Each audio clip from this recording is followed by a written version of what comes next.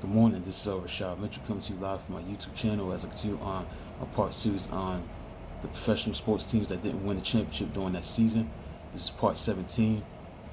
Today I'll be talking about the 2002 Sacramento Kings. Now, Sacramento Kings was a team that definitely made improvements in the offseason. They acquired Mike Bibby from the Vancouver Grizzlies and Martin Cleaves from the Detroit Pistons. This is a team that, despite Chris Webber missing the first 20 games due to his ankle injury, the Sacramento Kings had a 12-game winning streak between December and January. They held a 37-12 record before the All-Star break. They won 11 straight games near the end of the season, finishing with a 61-21 record, which was the best record in the league during that season, and win the division for the first time since 1979. But they still had a lot to prove to get past the mighty Los Angeles Lakers, who have won two times in a row. So the Kings beat the Utah Jazz 3-1.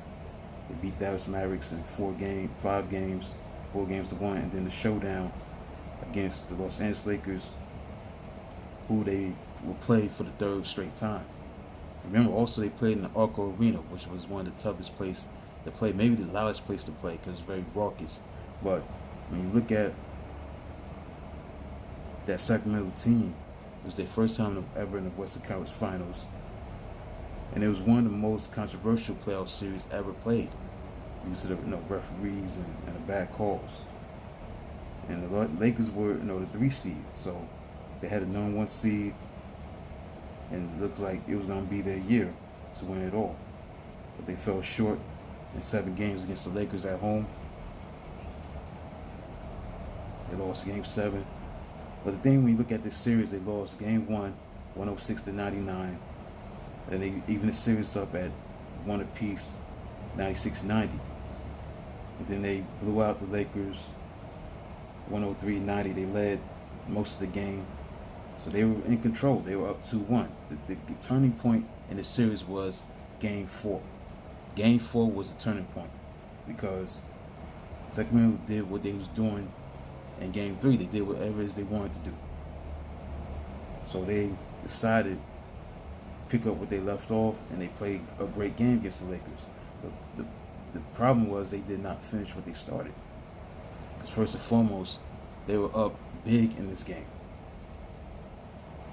And the Lakers came back, and it came down to a final shot by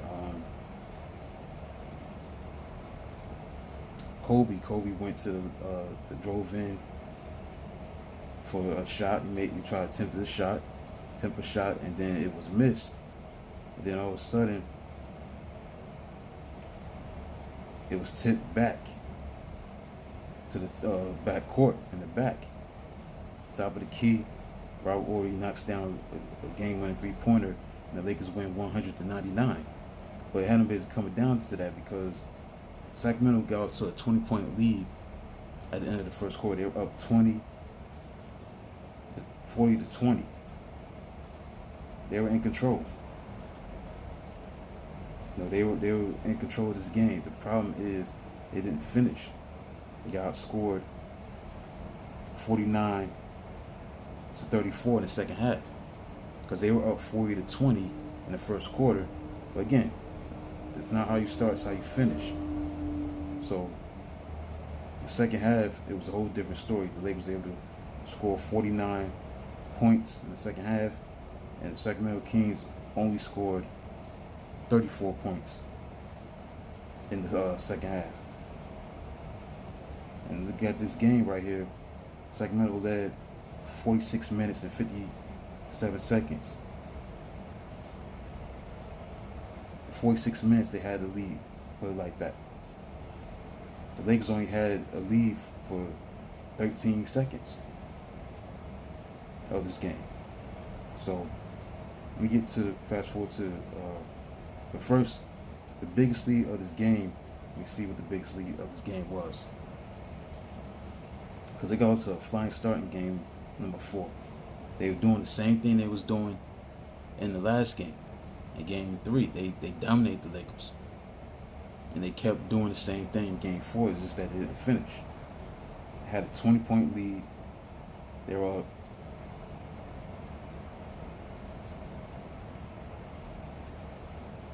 50-26.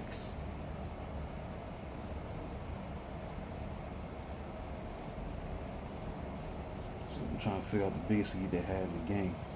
I think 50-26.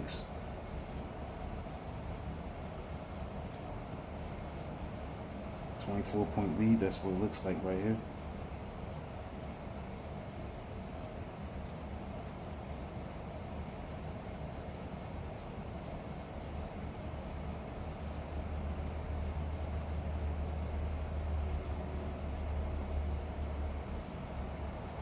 So they had like a huge lead in this game. They had a 20+ point lead. They dominated the game. They got out to a great start. They just didn't finish.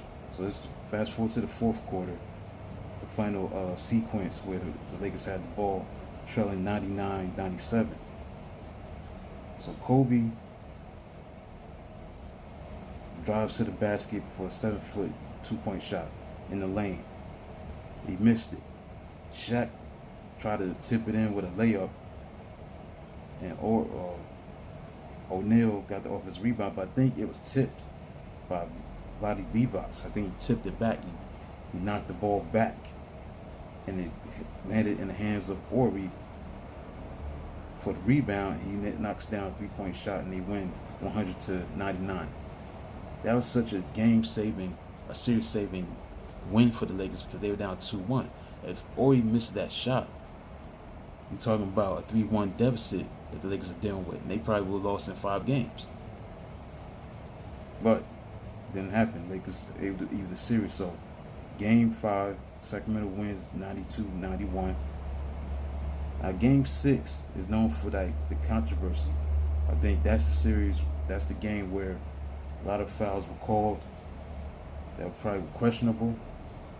They won 106-102. And then they had a Game 7. It's no better than having a Game 7 in your home court. 112-106 was the final score in overtime in favor of the Lakers. They won in overtime.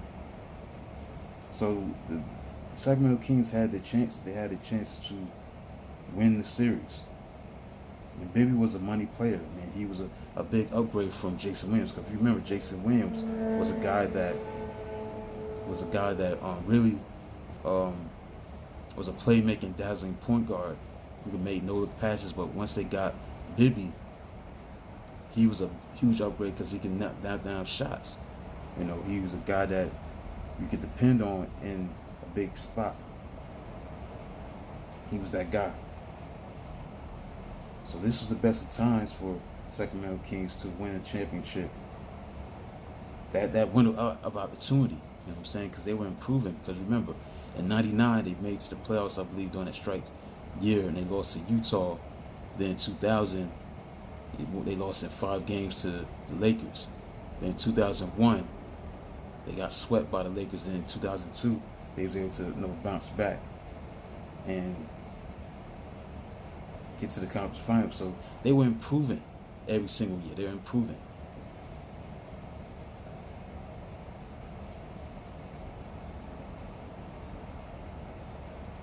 And I think that's what resonates with the Sacramento Kings at that time. They were trying to make their mark as a team that could compete for the championship. And 2002 was the year they had the best record. Nobody had a better record in the league more than they did. And they was able to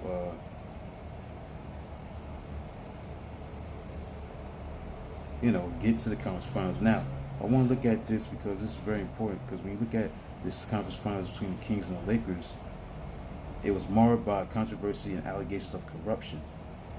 Because 2 games were decided on game-winning shots, and Game 7 was decided in overtime. And this series was a classic series.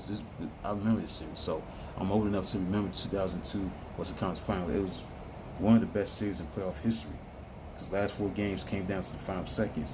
But Tim Donaghy, who was a convicted NBA referee in 2008 on June 10th, filed a court document alleging that Game 6 was fixed by 2 referees.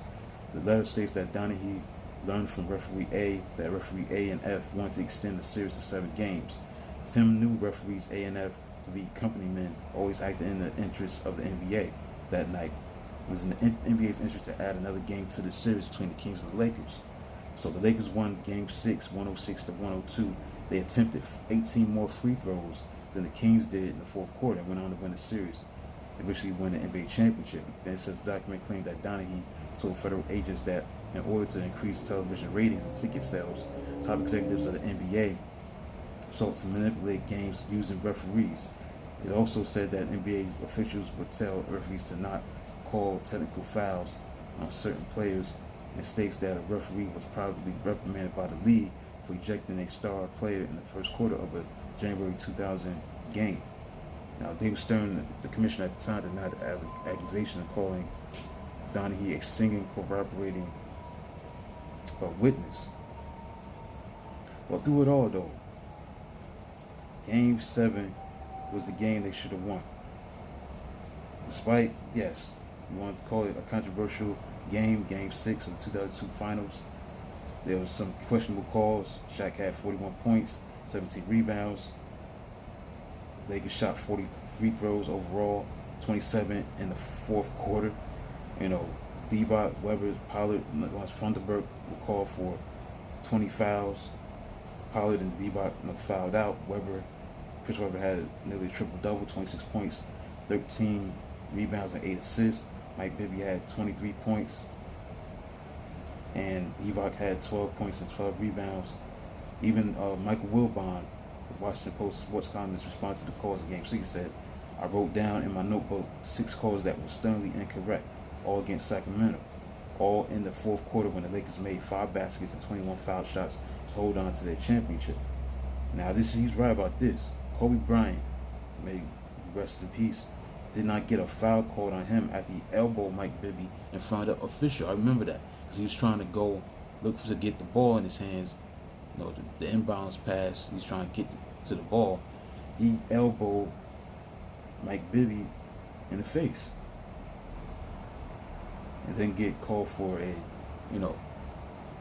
offensive foul. So Game 7 was a great game because it had 16 ties, 19 lead changes, and final 10 seconds with Los Angeles up 99-98. Peja Stojakovic shot an air ball for a wide open 3, and O'Neal was fouled on the rebound. So after O'Neal hit 1 of 2 free throws, Bibby was fouled by Bryant and made both free throws to force an overtime. So the Kings' offense unfortunately stalled in an extra period, and the Lakers prevailed 112-106. Another thing you gotta look at this.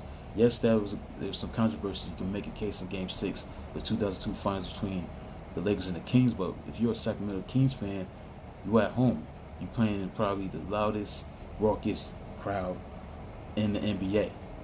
Secondly, Sacramento Kings didn't get the job done in Game 7 because the poor free throw shooting. They went to the free throw line 30 times, but only made 16 free throws. They were 16 out of 30, and also they shot 2 of 20 from the 3-point line. So they shot poorly from the free throw line, and they shot poorly from the 3-point line and the free throw line. So you look at those combinations of both, they wasn't successful for shooting free throws and making threes. And they had willingness, semi-unwillingness for anyone other than Bibby to take crucial shots down the stretch, and that's true. Bibby was a money player for that team. He was a guy that the Sacramento Kings would go to whenever they need a basket. He was the go-to guy. Kobe Bryant had 30 points. Shaq had 25. Shaq had 35. Kobe Bryant had 30. All 5 Lakers were in double figures. Mike Bibby had 29 points in Game 7.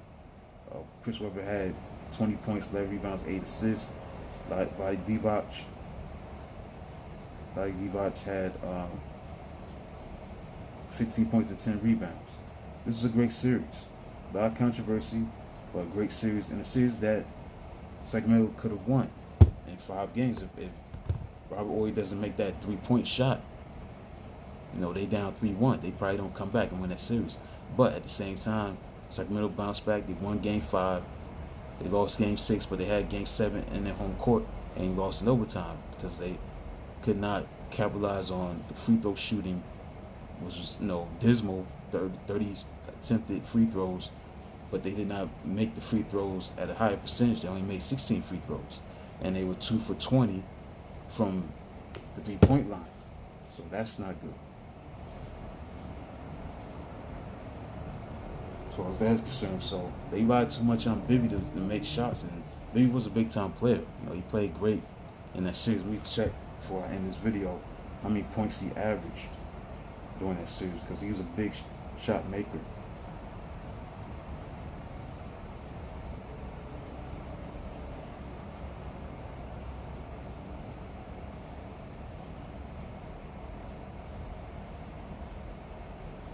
First look at Shaq and Kobe. Shaq averaged 30 points, almost 14 rebounds, 13.6 rebounds. Kobe averaged 27.6 assists, 6 rebounds, and almost 4 assists, 3.9 assists.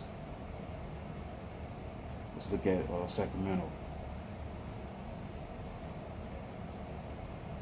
Chris Webber averaged 24 points, 24.3 points, 10.9 rebounds, 6 assists, 6.3 assists. Bibby played great, Bibby. He averaged 22.7 points, 3.4 rebounds, and 4.4 assists. So he did what he was supposed to do. It's just that other guys didn't do enough. Now this team was very talented. Webber, Bibby, Levi, Bobby Jackson coming off the bench. He played well. He averaged 12 points. Hedo Turkoglu, Doug Christie, Stojakovic. Only played 3 games. I think he had like an ankle injury. So they wish they would have had him in full strength. But either way, this was the best of times for Sacramento Kings. They wouldn't go back to the conference finals after that season of 2002. So this was a year where Sacramento could have broken through and got a championship, squeezed a championship for themselves, because at that time you still had the San Antonio Spurs, still had Dallas. They was coming up. Then you had a team in Phoenix, the Phoenix Suns. They were coming up. They were in the mix to try to win the championship. So you had Dallas, Phoenix, and San Antonio. So Sacramento at that time had the best opportunities to win a championship, and their best shot was in 2002.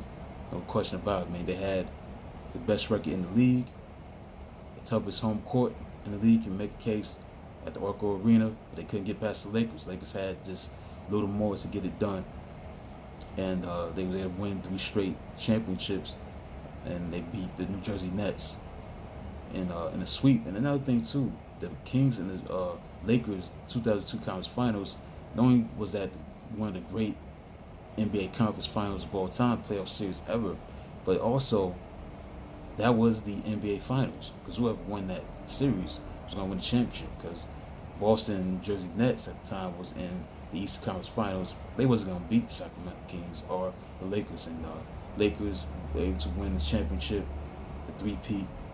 They won 3 straight, and from 2000 to 2002. And on the process, when they won those championships, they had to beat the Sacramento Kings. They beat them in the first round in 5 games. They beat them in the sweep in 2001. In 2002, they won in 7. So the Lakers wasn't as good as they was the first time they won it. They really had to go on the road and do it, but that shows you the road warriors that the Lakers was. They knew how to win on the road. They had the experience to win on the road. They had to have the home court advantage. They was able to show that going into that series against the Sacramento Kings, because they won Game 1 and they won Game 7. So they was able to show that they could win on the road in Sacramento. So that concludes this part 17 of the professional sports teams that didn't win the championship during that season. This is part 17. Hopefully you enjoy everything I talked about when it comes to the Sacramento Kings of 2002.